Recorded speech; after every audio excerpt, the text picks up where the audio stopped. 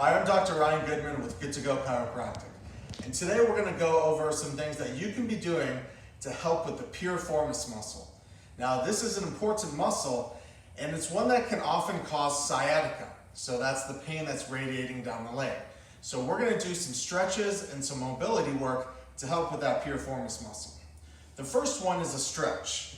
So before we get to the lacrosse ball and foam roller, we're going to do a stretch. Now to do that stretch, what you're going to do is lay on the ground and just bring your leg up in a cross-seated position.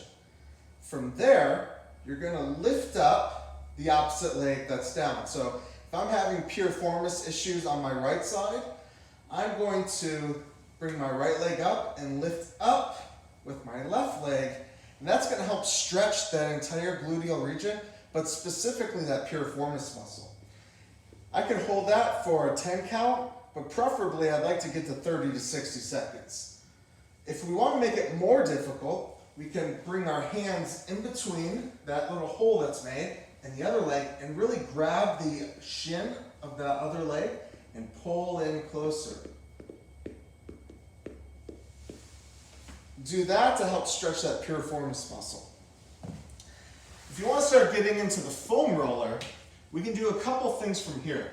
So the first one is I'm going to lay that foam roller just like this here, and I'm going to sit on it with the affected side. So again, if I'm having a piriformis issue on the right, I'm going to put that foam roller right along that gluteal region. Now the piriformis muscle is going to be about right in the middle, and it's going to be really sensitive. So if you're sitting on the foam roller and you feel a real sensitive issue there, then you'll know you're on the piriformis muscle. So if you lack some flexibility, what you can do is just leave the leg bent like this and just roll. Okay. Do that for about 60 seconds, maybe even 120, so 2 minutes. And if you can, bring this leg up and roll it out even more.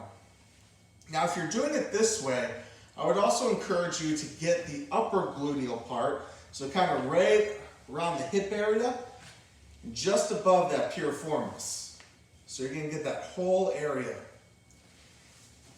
Now, another good way to get the piriformis is actually flipping the foam roller from here to here. So instead of it being horizontal, we're going to vertical.